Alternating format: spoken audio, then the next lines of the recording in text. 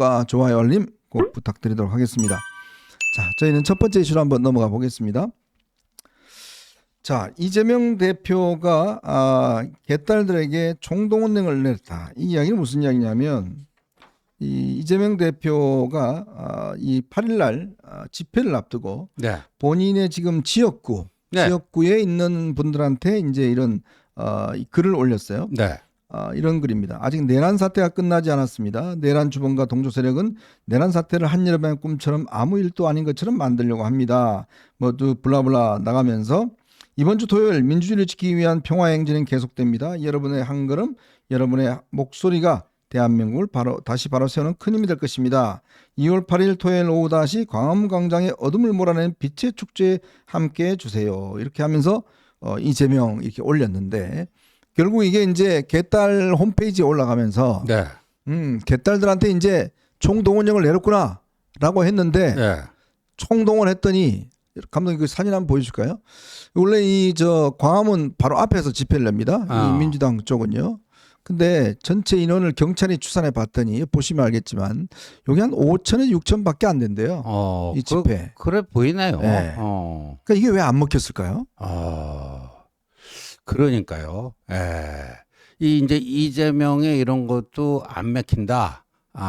그러니까 저쪽 진영 사람들의 이제 결속력이라든가 결속력은 기본적으로 어떤 분노의 감정, 네. 어떤 위기 의식, 뭐 이런 데서 막 그 결속력이 나오는 것인데 지금 상당히 뭐 전체적으로 이완돼 있다. 뭐 하는 그런 걸로 볼 수밖에 없겠죠. 예. 저는 그렇게 봅니다. 이게 왜 이완됐는가? 이게 아마 민주당 내에 있는 사람들의 분석을 따져보면 옛날에 이제 박근혜 전 대통령이 탄핵 이후에 이제 이 문재인 정부가 들어섰지 않습니까? 네. 근데 이제 많은 사람들이 문재인 정부가 들어서면 좀 나아질 줄 알고 네. 좋아질 줄 알았는데 네. 잡자마자 뭘 했습니까? 적폐청산을 네, 했잖아요. 적폐청산. 그리고 막 상대방 다 때려잡았잖아요. 네. 그리고 막 부동산 뭐 개판 쳤잖아요. 네. 그런 걸 하다 보니까 이제 이 민주당의 강성 지지층을 제외하고 민주당에 있는 분들이 야 이재명 돼도 뭐 나아지겠나? 오히려 이재명 되고 난 다음에 더 시끄럽지 않을까?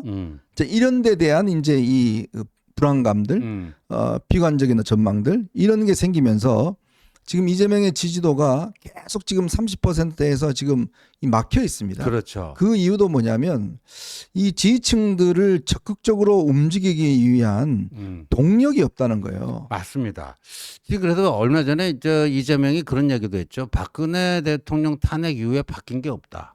그 얘기는 뭐겠어요? 문재인 당신 뭐 했냐? 네. 뭐 그 얘기 아니겠습니까? 그래서 또 이제 그게 친문 대 친명 뭐 또 계파 갈등의 불씨가 되지 않겠나 뭐 이런 얘기도 나오는데 지금 우리가 그 회고를 해보면 네. 2016년, 2017년 그 박근혜 대통령 탄핵과 조기 대선 국면에서 사실 탄핵이 이루어지는 과정에서는 당시 새누리당 의원들의 63명인가요? 네. 64명 정도가 탄핵소추 의결안에 찬성을 했고요. 그렇죠. 그다음에 광화문에 있었던 박근혜 대통령 탄핵을 촉구하는 이른바 촛불 집회, 뭐 저도 현정님도 다 그 생생하게 기억하지만 심지어 새누리당 당원들까지. 네, 맞아요. 예, 우리 당이 배출한 대통령이지만 이건 좀 아닌 것 같다 해가지고요. 제가 그쪽 지나다니다가 제 손 붙잡고 저도 답답해서 새누리당 당원인데 나왔습니다. 이런 분들 여러 분 뵀거든요. 네. 그러니까 그게 물론 이제 맨 왼쪽에는 뭐 민노총 이런 좌익 세력들이 있지만 네. 맨 오른쪽에는 그런 새누리당의 합리적 보수라고 할 수 있는 그런 사람들까지 있단 말이에요. 네네. 그러니까 그 당시에 박근혜 대통령 탄핵은 이런 뭐라 할까 다양한 스펙트럼 이런 그 연합 속에서 서로 다른 칼라인데 빨주 노초 하나보다 다른데 그런 것들이 그 공통된 뭐로서 이제 이뤄낸 건데 근데 그 결과를 어떻게 했죠? 문재인이 아까 말씀하신 것처럼 적폐청산해갖고 선악 이분법으로 딱 잘라가지고 자기 쪽 아닌 사람은 다 악으로 치부를 하면서 그냥 적폐청산몰이를 2년 동안 했잖아요. 네네. 그러니까 자기 독자적인 힘으로 그걸 한 게 아닌데 결과적으로 문재인은 그런 식의 정치를 했단 말이에요. 적대와 배제의 정치를 했어요. 네. 화학과 통합의 포용의 정치가 아니고 그걸 하다 보니까 사람들이 저희 XX 뭐 이런 그 교훈을 얻었단 말이에요. 그러니까 요번에는 절대 그렇게 안 가죠. 네. 예. 자, 그러다 보니 이제 이재명 대표의 어떤 한계론이 계속 지금 당내에서 이래저래 죄송합니다. 나오고 있는 게 현실인데요. 그만큼 이제 과연 이재명이 집권을 해서 나아질 것인가. 특히 이제 일각에서는 차라리 이재명을 집권을 하면 뭐 보복을 하지 않겠느냐. 네. 정치 보복을 하지 않겠느냐. 예. 이런 이야기까지 이제 나오고 있고 공포 정치를 하지 않겠느냐. 그렇죠. 특히 또 일각에서는 만약 이재명이 집권했을 경우에 만약 이재명이 계엄령을 내린다 그러면 그러면 해제할 수 있는 방법도 없다. 없어요. 예.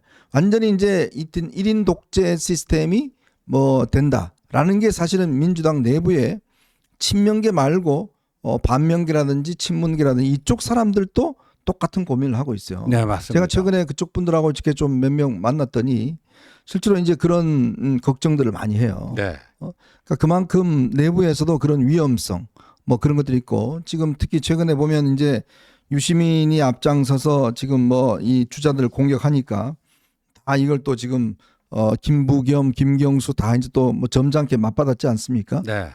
그러면서도 싸움이 좀 커졌습니다. 그리고 또 고민정도 지금 이런 뭐에 싸움에 참전을 하고 있고 지금 서서히 한마디 한마디씩 지금 이렇게 참전을 해 나가고 있는 그런 상황 같아요. 예, 그렇죠. 그리고 한번 생각해 보자고요. 예, 지금 야당 의석이 192석 아니에요. 근데 작년 4월에 총선을 치렀기 때문에 지금 국회의원들의 임기가 2028년까지입니다.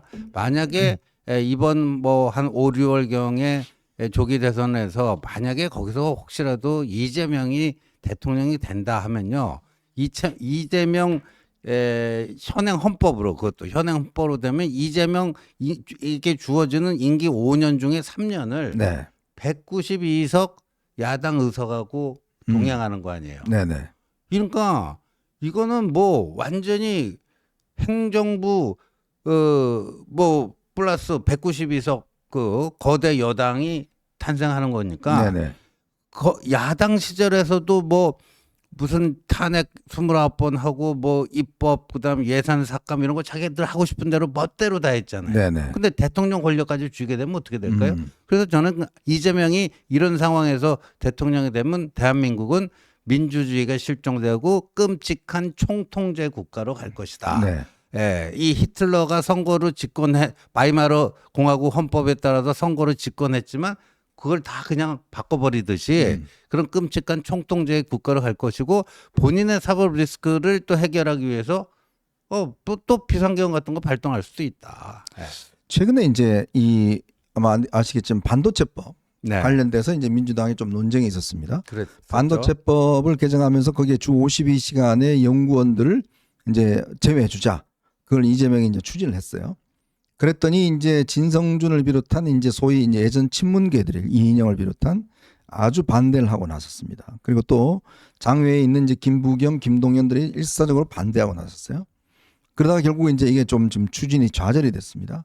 그러니까 이재명 입장에서는 본인은 사실은 뭐 좌파도 아니고 완전히 본인은 이제 정말 실용주의를 넘어서서 현실주의자인데 그러니까 이걸 뭔가 해야 좀 표가 오지 않습니까? 그렇죠. 이제 그걸 하려고 했더니 이 반명계들이 이걸 올라타고 지금 뭔가 세력을 형성하려는 움직임이 있었다는 거예요.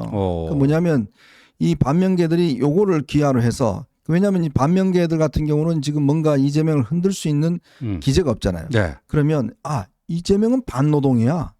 이거 지금 우리가 이 진보 정권이 그동안 이뤄낸 중요한 성과인데 주 52시간이 중요한 성과인데 네. 이거를 이재명이 흔들려고 한다. 자, 그러면 민노총도 지금 결사 반대하잖아요. 그러면 이쪽 반명계들하고 친문계들이 민노총이나 이쪽 세력과 손잡고 이재명은 우리 편이 아니야.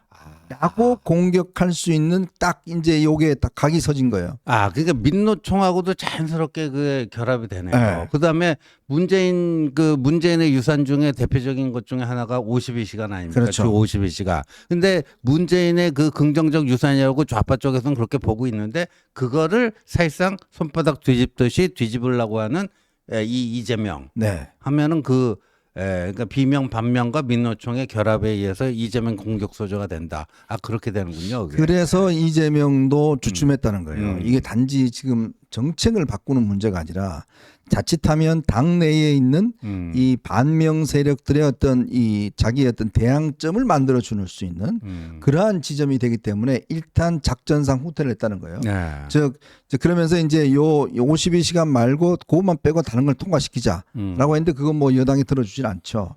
업계에서도 마찬가지로 그것 빼면 안고 없는 찐빵이다 안 된다라고 하는 건데 바로 이런 지점. 그러니까 이재명이 우양우를 할 수 없는 이유가 우양우를 조금이라도 하면 너 이제 저쪽 저 우파 쪽으로 가냐? 그러면 이제 이 민노총 그다음에 전교조 이런 세력들하고 친명 반명계들이 손을 잡고 이재명을 공격하는 뭐 이런 구도를 지금 만들려고 한다는 거예요. 그러니까 그런 상황에서 아마 이재명도 꽤 지금 이 우양우가 이재명 입장에서는 어려운 국면이 있기 때문에 그래서 제가 볼 때는 이거를 정말 지금 여당이 제대로 돼 있으면 자꾸 이재명을 그렇게 끌어들여야 돼요. 그렇죠. 연금 개혁 그다음에 이제 뭐 그다음에 주 52시간 이걸 자꾸 끌어서 실제로 이재명이 이제 끌려오고 저쪽은 저렇게 분열시키고 이런 방식으로 써야 되는데 네.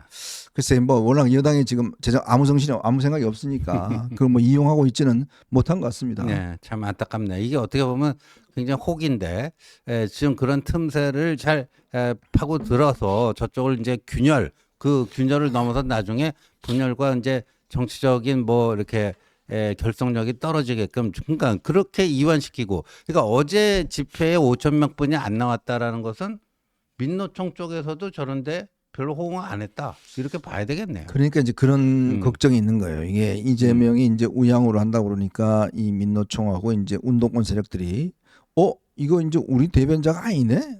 내가 근데 뭐 추운데 가서 지금 그거 가서 뭐하러 해? 그러니까요. 뭐 그냥 있어도 뭐 이 윤석열 대통령 탄핵될 텐데 뭐 이런 데 대한 심리 이런 게 이제 그리고 또 이제 이재명의 말빨이 썩 이제 먹히지 않는 이제 그런 이제 국면으로 간다는 거죠. 그럼 그만큼 장외 세력들이 지금 이제 이쪽 있는 세력들이 이게 아마 이제 법원의 영향도 클 겁니다. 법원에서 이제 재판을 3월 초에 이제 끝낸다는 거 아니겠습니까? 이제 그런 부분들이 이제 조금씩의 균열이 지금 지점에 있지 않겠나 그런 생각이 들어요. 저는 반도체법 그 주 52시간 예외를 한다. 뭐 그것도 그거지만 외교안보 노선에 있어서도 좌파가 죽창가 불렀던 사람들이 그거 받아들일 수 있어요.